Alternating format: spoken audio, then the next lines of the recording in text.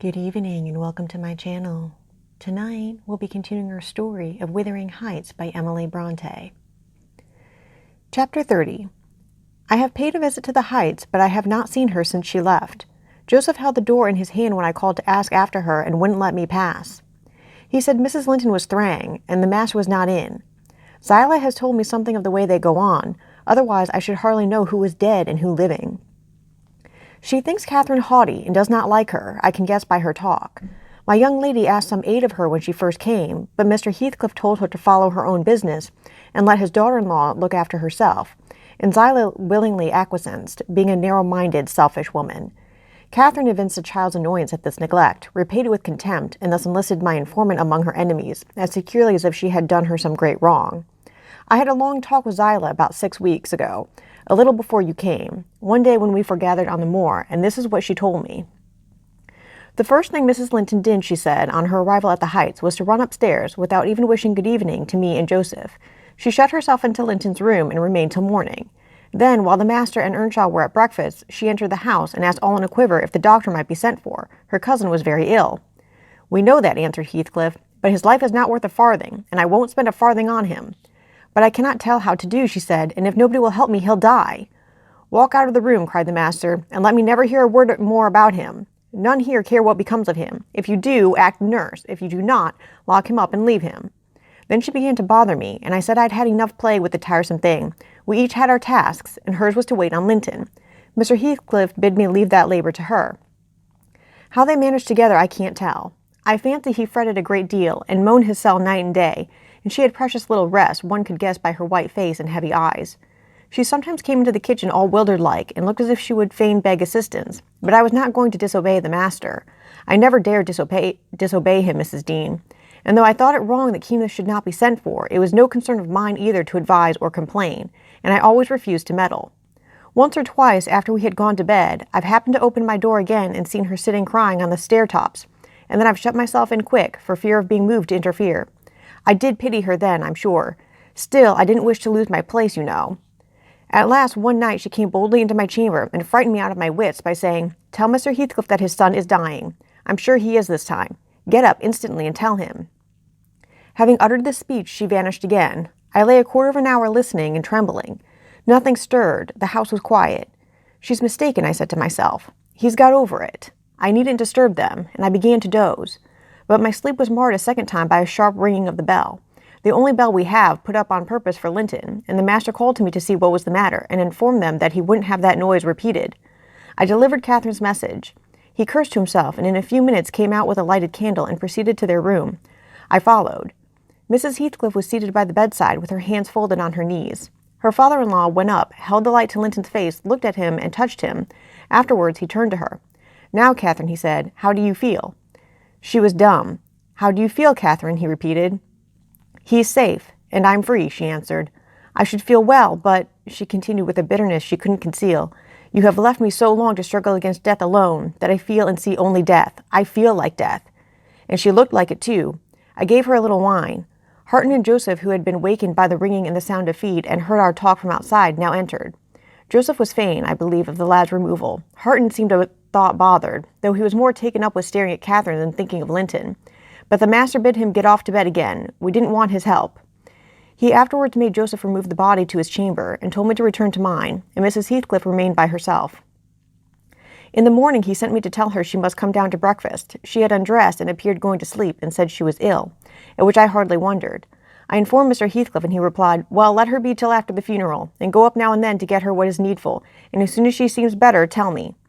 Cathy stayed upstairs a fortnight, according to Zyla, who visited her twice a day and would have been rather more friendly, but her attempts at increasing kindness were proudly and promptly repelled. Heathcliff went up once to show her Linton's will. He had bequeathed the whole of his and what had been her movable property to his father.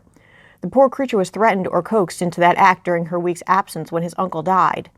The lands, being a minor, he could not meddle with. However, Mr. Heathcliff has claimed and kept them in his wife's right, and his also.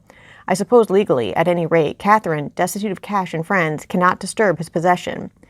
Nobody, said Zyla, ever approached her door except that once, but I, and nobody asked anything about her. The first occasion of her coming down into the house was on a Sunday afternoon. She had cried out when I carried up her dinner that she couldn't bear any longer being in the cold, and I told her the master was going to Thrushcross Grange, and Earnshaw and I needn't hinder her from descending.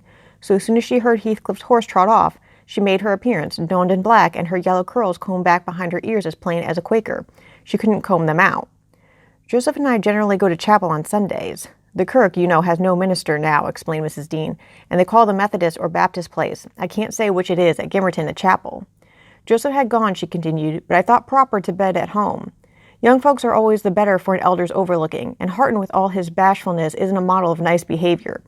I let him know that his cousin would very likely sit with us, and she had been always used to see the Sabbath respected, so he had as good leave his guns and bits of indoor work alone while she stayed. He colored up at the news and cast his eyes over his hands and clothes. The train oil and gunpowder were shoved out of sight in a minute. I saw he meant to give her his company, and I guessed by his way he wanted to be presentable, so, laughing, as I durst not laugh when the master is by, I offered to help him, if he would, and joked at his confusion. He grew sullen and began to swear.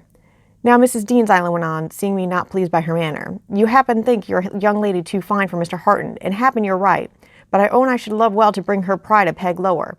And what will all her learning and her daintiness do for her now? She's as poor as you or I. Poor, I'll be bound. You're saving, and I'm doing my little all that road. Harton allowed Zyla to give him her aid, and she flattered him into a good humor, so when Catherine came, half forgetting her formal insults, he tried to make himself agreeable by the housekeeper's account. Mrs. walked in, she said, as chill as an icicle, and as high as a princess. I got up and offered her my seat in the armchair. No, she turned up her nose at my civility. Earnshaw rose too, and bid her come to the settee and sit close by the fire. He was sure she was starved. I've been starved a month and more, she answered, resting on the word as scornful as she could. And she got a chair for herself and placed it at a distance from both of us. Having sat till she was warm, she began to look round and discovered a number of books on the dresser. She was instantly upon her feet again, stretching to reach them, but they were too high up. Her cousin, after watching her endeavors a while, at last summoned courage to help her. She held her frock, and he filled it with the first that came to hand. That was a great advance for the lad. She didn't thank him. Still, he felt gratified that she had accepted his assistance, and ventured to stand behind as she examined them, and even to stoop and point out what struck his fancy in certain old pictures which they contained.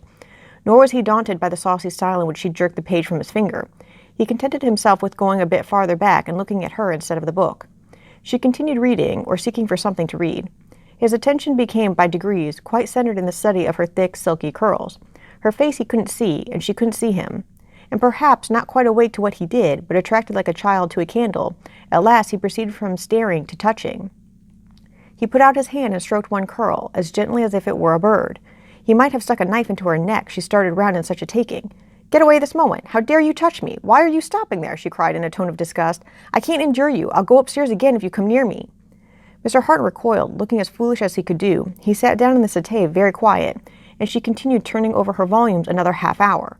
Finally, Earnshaw crossed over and whispered to me, Will you ask her to read to us, Zyla? I'm stalled of doing naught, and I could like to hear her. Do not say I wanted it, but ask of yourself. Mr. Harton wishes you would read to us, ma'am, I said immediately. He'd take it very kind. He'd be much obliged. She frowned, and looking up, answered, Mr. Harton and the whole set of you will be good enough to understand that I reject any pretense at kindness you have the hypocrisy to offer. I despise you, and will have nothing to say to any of you. When I would have given my life for one kind word, even to see one of your faces, you all kept off. But I won't complain to you. I'm driven down here by the cold, not either to amuse you or enjoy your society. What could I have done? Began Earnshaw. How was I to blame? Oh, you are an exception, answered Mrs. Heathcliff. I never missed such a concern as you. But I offered more than once and asked, he said, kindling up at her pertness. I asked Mr. Heathcliff to let me wake for you. Be silent. I'll go out of doors or anywhere rather than have your disagreeable voice in my ear, said my lady. Harton muttered she might go to hell for him, and unslinging his gun, restrained himself from his Sunday occupations no longer. He talked now freely enough, and she presently saw fit to retreat to her solitude, but the frost had set in, and in spite of her pride, she was forced to condescend to our company more and more. However, I took care there should be no further scorning at my good nature. Ever since I've been as stiff as herself, and she has no lover or liker among us, and she does not deserve one. For let me say the least word to her, and she'll curl back without respect of anyone. She'll snap at the master himself, and as good as dares him to thrash her, and the more hurt she gets, the more venomous she grows. At first, on hearing this account from Zyla, I determined to leave my situation, take a cottage, and get Catherine to come and live with me. But Mr. Heathcliff would as soon permit that as he would set up Harton in an independent house, and I can see no remedy at present unless she could marry again. In that scheme it does not come within my province to arrange. Thus ended Mrs. Dean's story. Notwithstanding the doctor's prophecy, I am rapidly recovering strength, and though it be only the second week in January, I propose getting out on horseback in a day or two and riding over to Wuthering Heights to inform my landlord that I shall spend the next 6 months in London, and if he likes, he may look out for another tenant to take the place after October. I would not pass another winter here for much. Thus ends Chapter 30.